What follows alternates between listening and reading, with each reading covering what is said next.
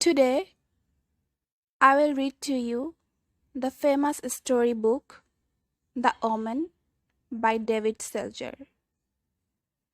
It is a horror storybook. Preface. It happened in a millisecond. A movement in the galaxies that should have taken eons occurred in the blinking of an eye. At the Cape Hattie Observatory, a young astronomer sat stunned, reaching an instant too late to activate the camera that might have recorded it.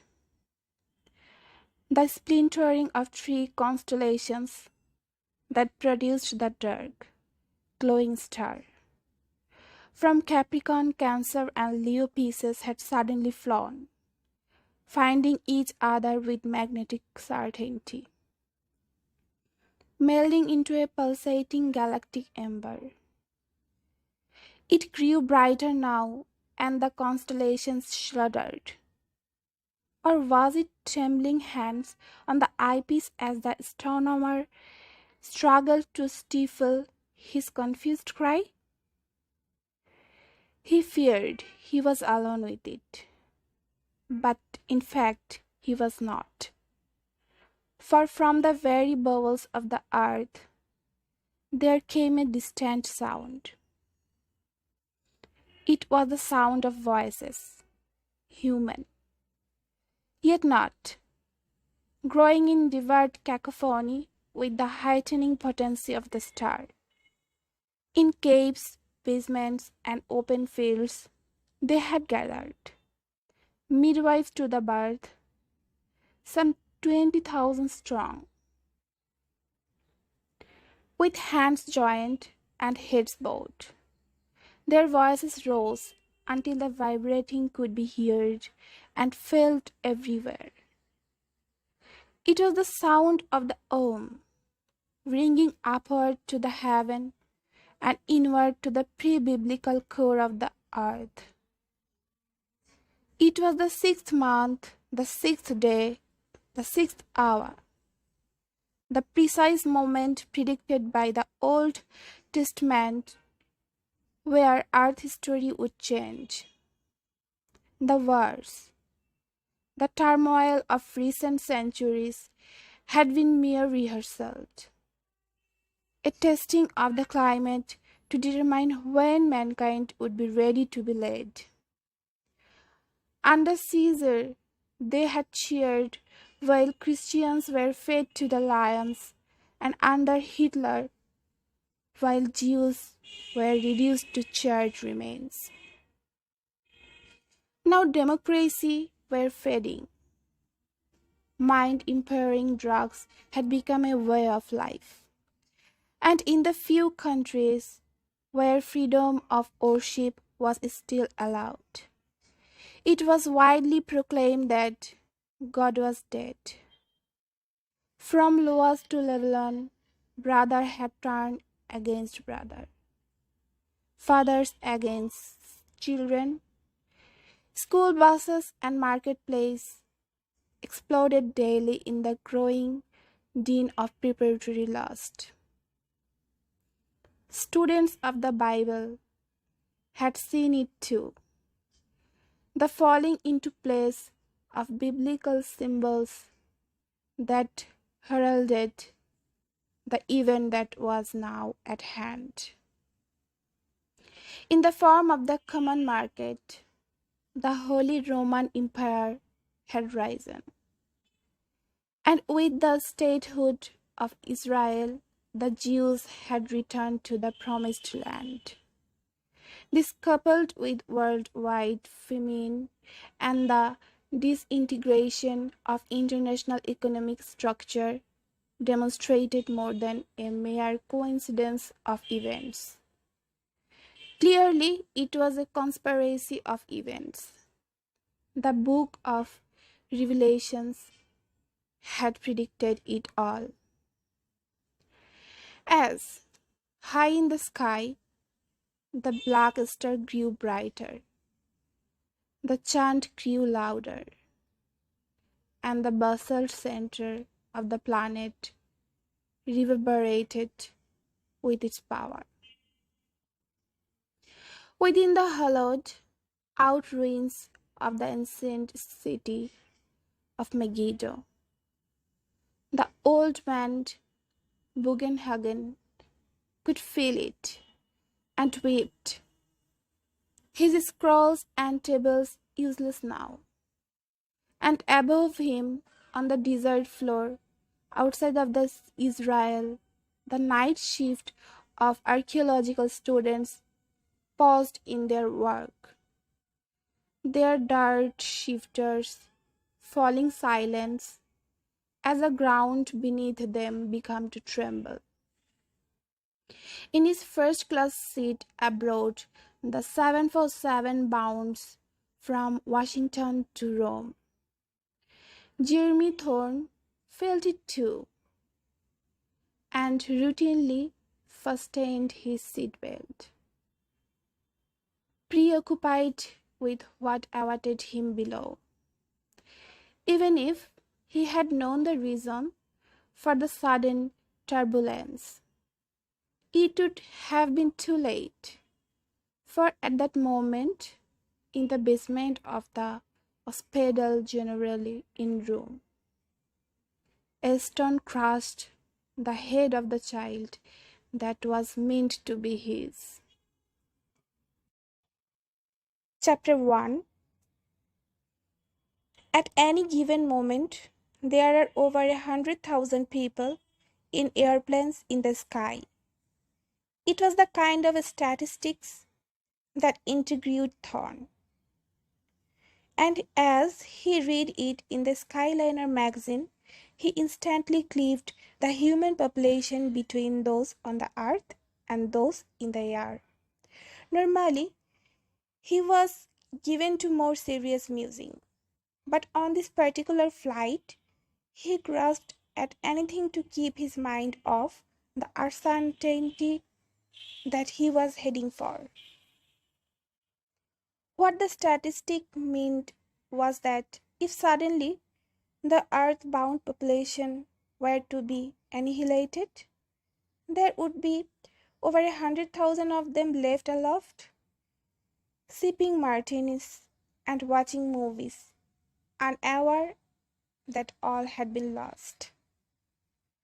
As his plane lumbered through the troubled skies over Rome, he wondered how many of them up there at this moment were male and how many were female, and how, if they all found a safe haven to land in, they would go about reconstructing a society.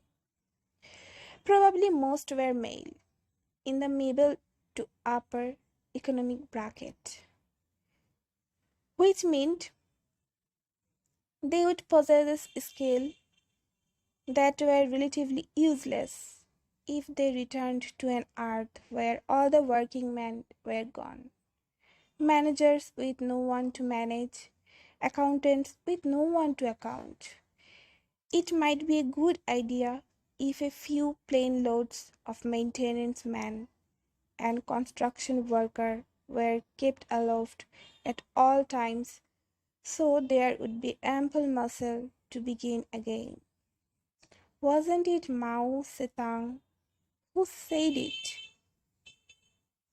It is the country with the best maintenance men that would best survive a Holocaust.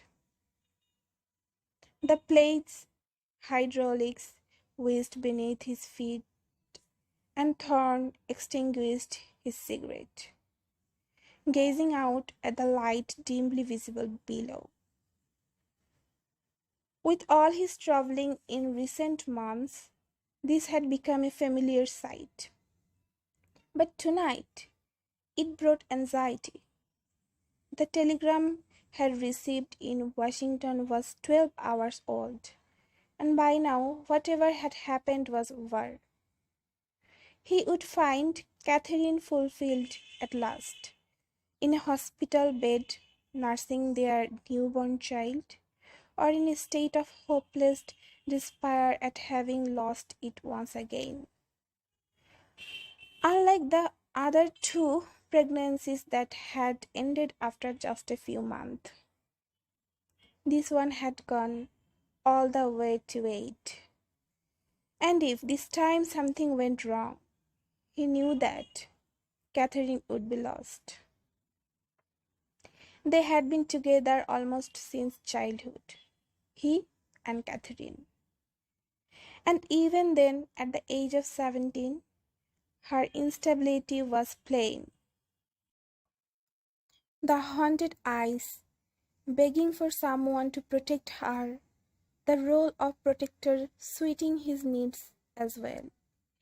It was this that formed the very core of their relationship.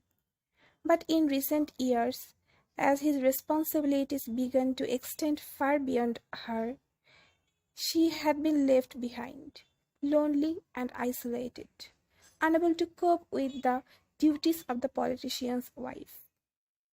The first signal of her distress had gone almost unnoticed. Thorne expressing anger instead of concern when he returned home to find she had taken a scissors and fairly butchered her hair. A Sassoon wig covered it until it grew out. But a year later, he found her in their bathroom making small cuts in the end of her fingers with a razor blade. Dismayed herself at why she was doing it. It was then that they sought help. A psychiatrist who merely sat in the blunt silence. She quit him after a month, deciding that all she needed was a child.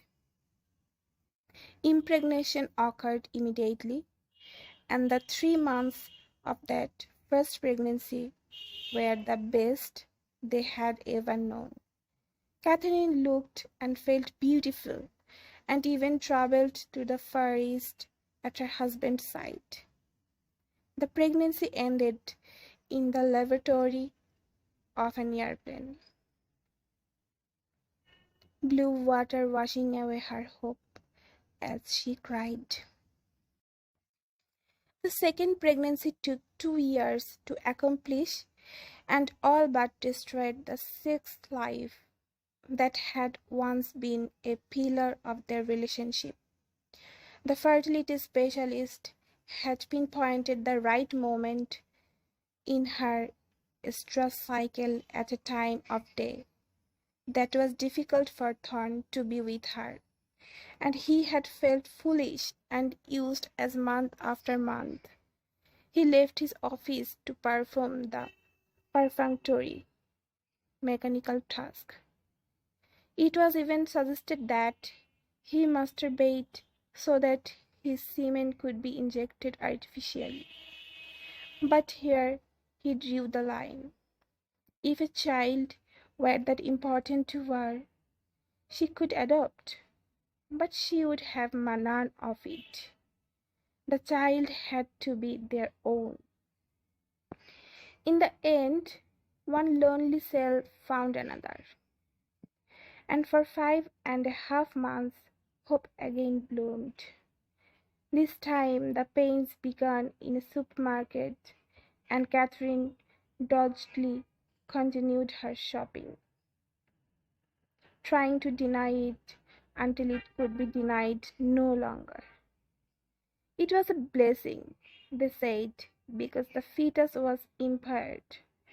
But this only furthered her despair, and she slipped into a depression that took 6 months to relieve.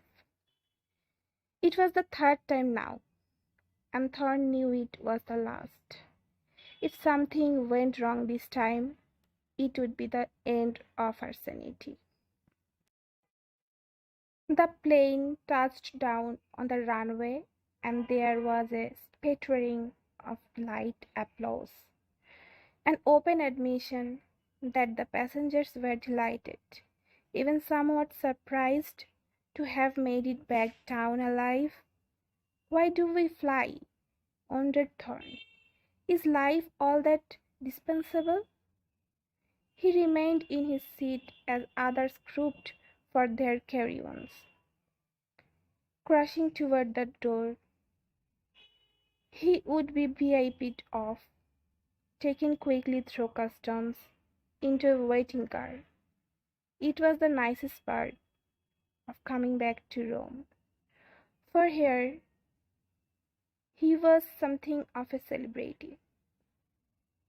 As the president's economic advisor, he was chairman of the World Economic Conference, which had been moved from Zurich to Rome.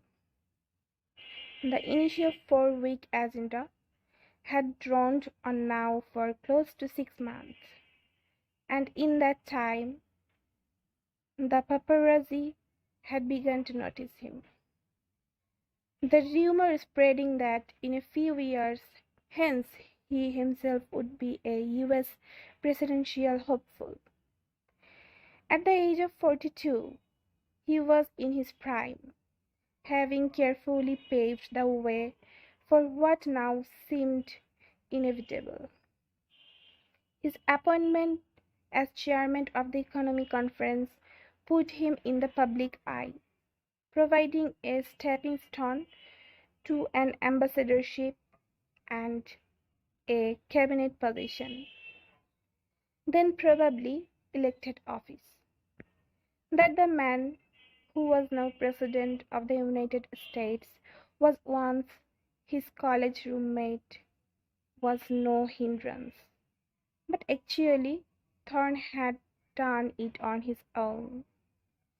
The family industrial plants that boomed during the war had provided him with the best education money could buy and potentially a life of ease.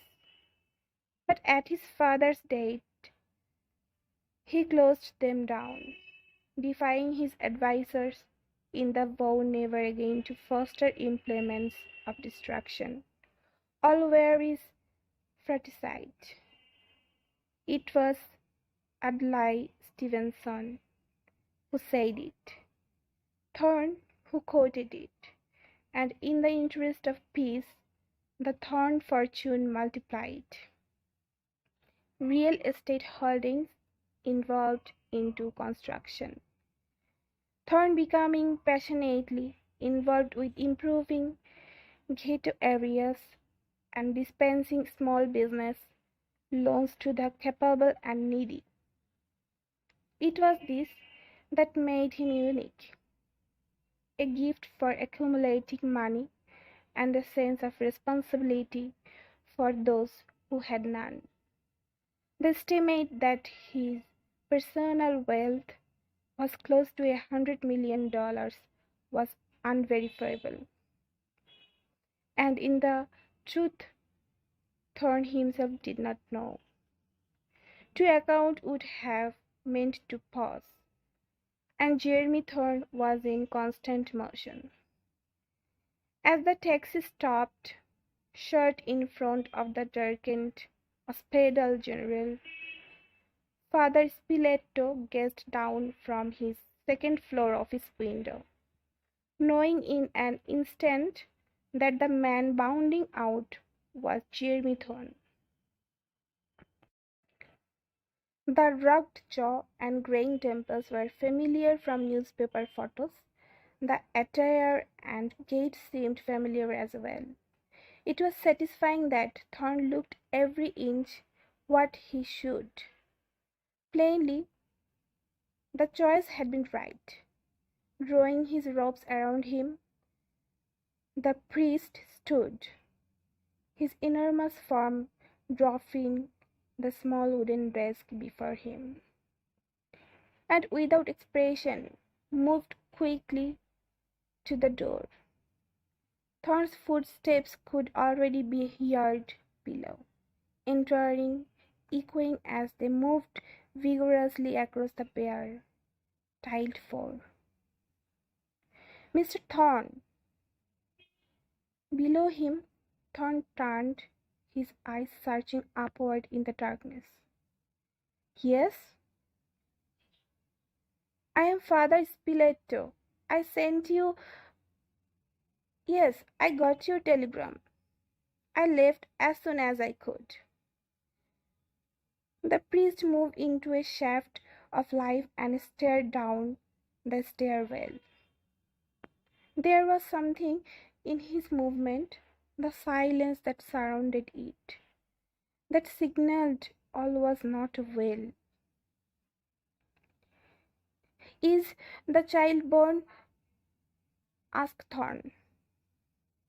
Yes. My wife? She is resting.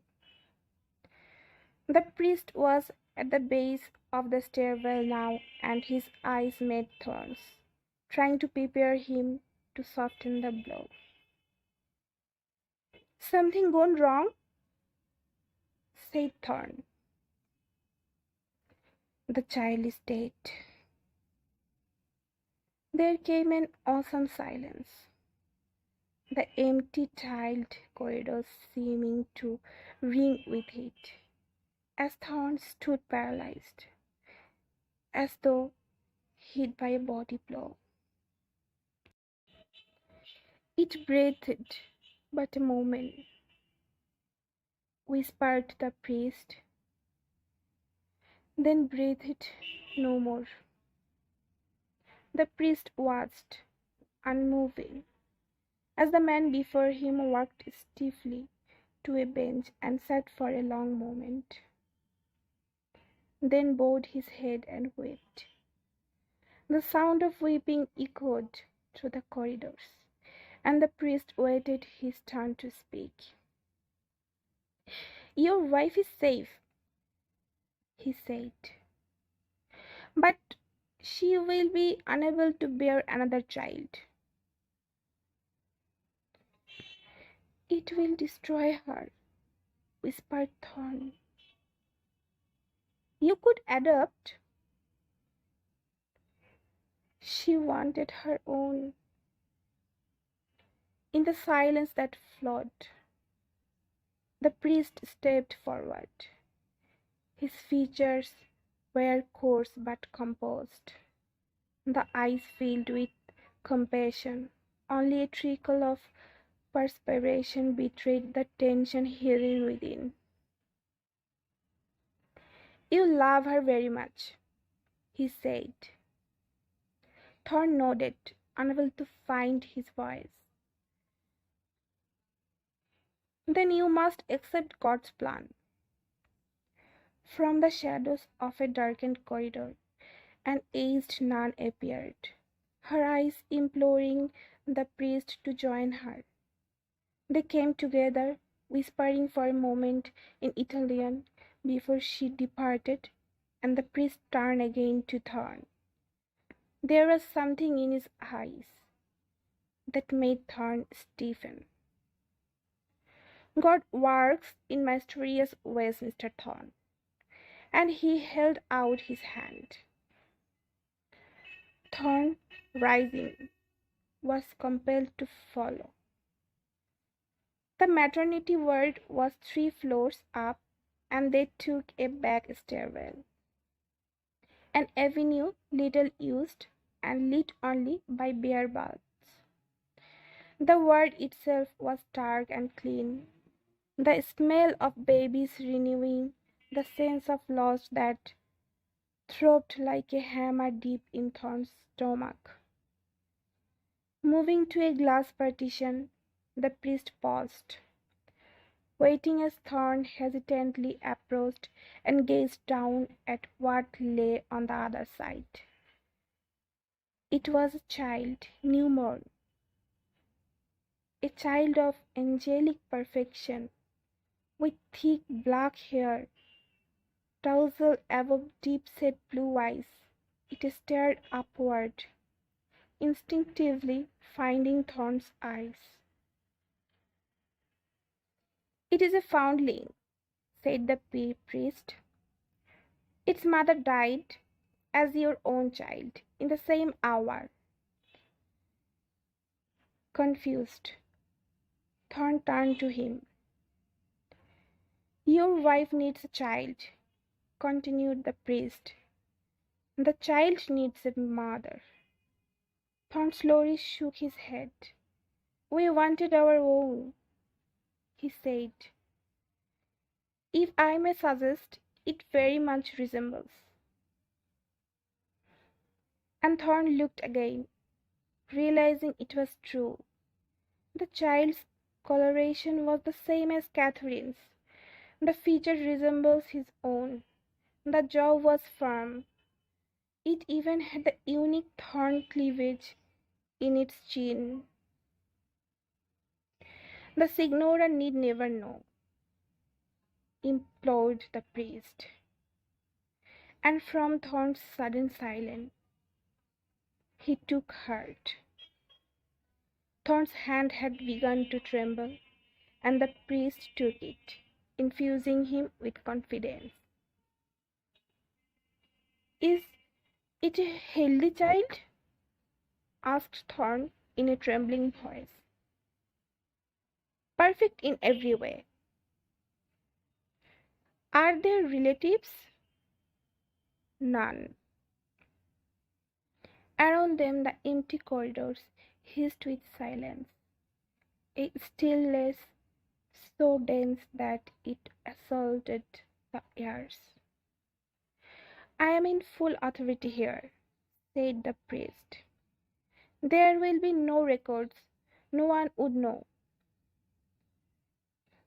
Thorne averted his eyes, desperate with indecision. Could I see my own child?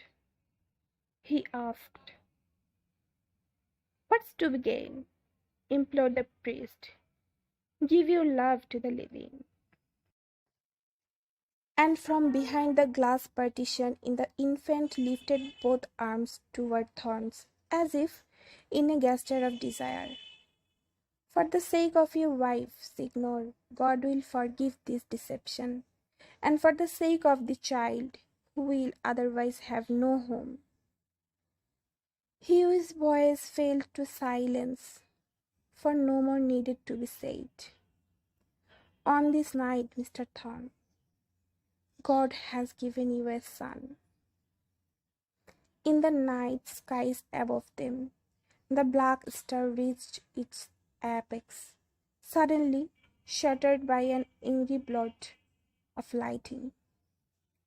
And in her hospital bed, Katherine Thorne thought she was awaking naturally, unaware of the injection she had been given just moments before. She had suffered 10 hours of labor and had felt the final contractions. But she slipped into unconsciousness before she could see the child. Now, as her faculties returned, she was gripped with fear, but fought to claim herself as she heard footsteps approaching from the corridor outside. The door swung open, and she saw her husband, and in his arms was a child. Our child, said Thorne, his voice trembling with emotion. We have caught our son. She reached out and took the baby, and wept with joy. And as he watched through blurred eyes, Thorne thanked God for showing him the way. Chapter 2 will be uploaded in the next video. Keep watching.